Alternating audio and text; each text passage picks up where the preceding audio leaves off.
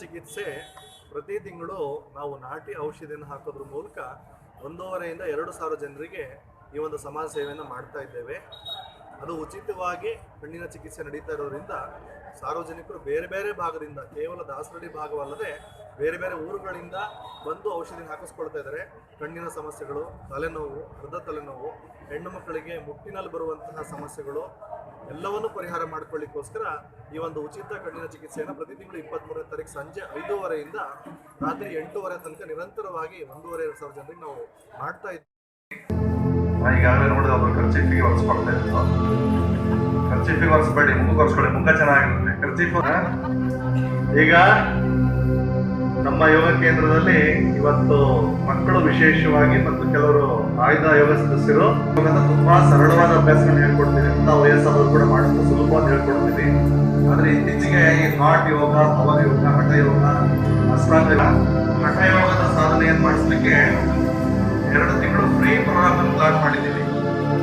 ಈ 2 ತಿಂಗಳು free program ಅಲ್ಲಿ ನಿನ್ನೆ ಸೆಲೆಕ್ಟ್ ಮಾಡಿದ್ವಿ ಗ್ರೂಪ್ ಅನ್ನ, ಇನ್ನೂ ಸೇರಿಸ್ಕೊಡ್ತೀವಿ. 150ರಿಂದ 200 ಜನರಿಗೆ ಉಚಿತವಾಗಿ ತೊಂದರೆ ಇಲ್ಲ, ಸೇರ್ಕೊಳ್ಬಹುದು. ಆದ್ರೆ 2 ತಿಂಗಳು ನಿರಂತರವಾಗಿ ಬರ್ಲಿಕ್ಕೆ ಇರಬೇಕು, ನನ್ನ ಮೈ ಬಗ್ಗತೆಗಳಿರ್ಬೇಕು, ಹೆಡ್ ಬಗ್ಗಿಸ್ಬೇಕು ಅನ್ನೋದನ್ನ ಈಗ ನಮ್ಮ ಸ್ಟೂಡೆಂಟ್ಸ್ ಗ್ರೂಪ್ ಮಾಡ್ಕೊಳ್ತದೆ. ಪ್ರತಿ ವರ್ಷ ಜೂನ್ 21 ಕಳೆದ 4 ವರ್ಷದಿಂದ ಅಂತಾರಾಷ್ಟ್ರೀಯ ಯೋಗ ದಿವಸ, ವಿಶ್ವ ಯೋಗ ದಿನಾಚರಣೆ, ಇಡೀ ಜಗತ್ತಿನ 190ಕ್ಕೂ ಹೆಚ್ಚು ದೇಶಗಳು ಯೋಗ ಡೇ ಸೆಲೆಬ್ರೇಟ್ ಮಾಡ್ತಾ ಇದ್ದಾರೆ ಕಳೆದ 4 ವರ್ಷದಿಂದ. ಜೂನ್ 21ನೇ ತಾರೀಕಿಗೆ ಯಾಕೆ ಮಾಡ್ತೀವಿ ಅಂದ್ರೆ ಹಗಲು ಹೊತ್ತು ಹೆಚ್ಚು ಇರುವ ದಿನ. ನಮ್ಮ ದೇಶದಲ್ಲಿ ಅತ್ಯಂತ ಹೆಚ್ಚು ಅಂದ್ರೆ 40 ಲಕ್ಷಕ್ಕೂ ಹೆಚ್ಚು ಜನ ಯೋಗ ಟೀಚರ್ಸ್ಗಳು ಈಗ ತಯಾರಾಗಿದ್ದಾರೆ. ಇಡೀ ಪ್ರಪಂಚದ ಎಲ್ಲ ಮೂಲೆಯಲ್ಲೂ ಈಗ ಭಾರತದ ಯೋಗ ಟೀಚರ್ಸ್ಗಳಿಗೆ ಡಿಮ್ಯಾಂಡ್ ಇದೆ. ಎಷ್ಟು ಡಿಮ್ಯಾಂಡ್ ಇದೆ ಅಂದ್ರೆ ನಮಗೆ ಯೋಗ ಟೀಚರ್ಗಳನ್ನು ಕೊಡ್ಲಿಕ್ಕೆ ಆಗ್ತಾ ಇಲ್ಲ. ಮೊನ್ನೆ ವಿಯೆಟ್ನಾಂ ದೇಶದಿಂದ ಒಂದು ಫೋನ್ ಬಂದಿತ್ತು ನನಗೆ, 7 ಜನ ಯೋಗ ಟೀಚರ್ಸ್ ಬೇಕು, ಇಂಡಿಯನ್ಸೇ ಬೇಕು ಅಂತ ಕೇಳೋದಕ್ಕೋಸ್ಕರ ಸ್ವಲ್ಪ ಚಿಕ್ಕ ಮಕ್ಕಳು ಈಗಿಂದಲೇ ತಯಾರು ಮಾಡೋಣ, ಅವರೆಲ್ಲ ಯೋಗದಲ್ಲಿ ಹೆಚ್ಚು ಪರಿಣತಿ ಪಡೀಲಿ ಅಂತ ಯೋಗಾಸನಗಳನ್ನ ಮಾಡ್ಕೋಸ್ಲಿಕ್ಕೆ ನಮ್ಮಲ್ಲಿ ತಯಾರಿ ಮಾಡ್ಲಿಕ್ಕೆ 2 ತಿಂಗಳು ಉಚಿತವಾಗಿ ಫ್ರೀ ಪ್ರೋಗ್ರಾಮ್ ಶುರು ಮಾಡ್ತಾ ಇದ್ದೀವಿ.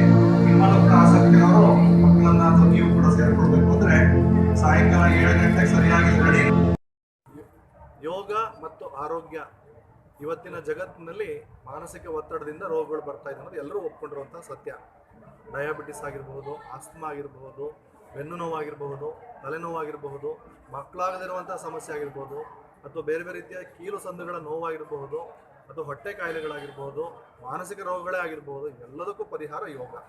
ಯೋಗ ಅಂದ ಕೂಡಲೇ ಆಸನಗಳು ಮಾತ್ರ ಅಲ್ಲ, ಜೀವನ ಶೈಲಿಯ ಬದಲಾವಣೆ, ಆರೋಗ್ಯದಲ್ಲಿ ಬದಲಾವಣೆ ಮಾಡ್ಕೊಳ್ಳೋದಕ್ಕೋಸ್ಕರ ಆಸನ, ಪ್ರಾಣಾಯಾಮ, ಧ್ಯಾನವನ್ನು ಮಾಡೋದ್ರ ಜೊತೆಗೆ ಆಹಾರ ನಿಯಮಗಳು, ಆರೋಗ್ಯ ಸೂತ್ರಗಳನ್ನು ಗಳಿಸಿಕೊಂಡು ನಮ್ಮ ಸಂಸ್ಥೆಯ ಮೂಲಕ ಲಕ್ಷಾಂತರ ಮಂದಿ ಯೋಗವನ್ನು ಕಲಿತು ಆರೋಗ್ಯವಂತರಾಗಿದ್ದಾರೆ.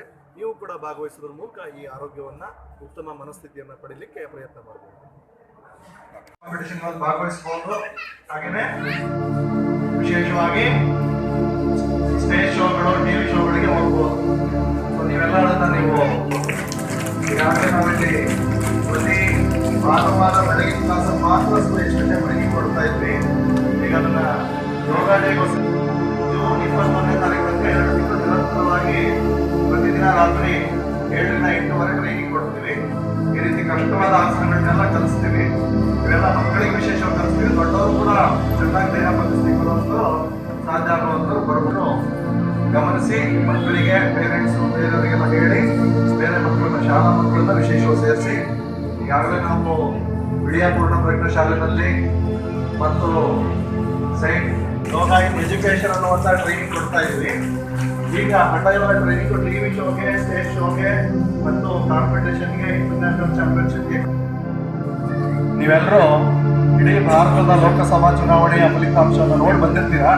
ಬಂದ ಮೇಲೆ ಬಗ್ಗೆ ಗಮನ ಕೊಟ್ಬಿಟ್ಟು ಎಲ್ಲರಲ್ಲಿ ಮಾತಾಡ್ತಾ ಇದ್ದಾರೆ, ವಿಡಿಯೋ ಮಾಡ್ಕೊಳ್ತಾ ಇದ್ದಾರೆ. ನಿಮ್ಮನ್ನ ಏನಾದರೂ ಪ್ರಶ್ನೆ ಕೇಳಿದ್ರೆ ನಿಮ್ದಾಗಿರೋ ಒಳ್ಳೆ ಅನುಭವ ಅಥವಾ ಈ ಚಿಕಿತ್ಸೆ ಬಗ್ಗೆ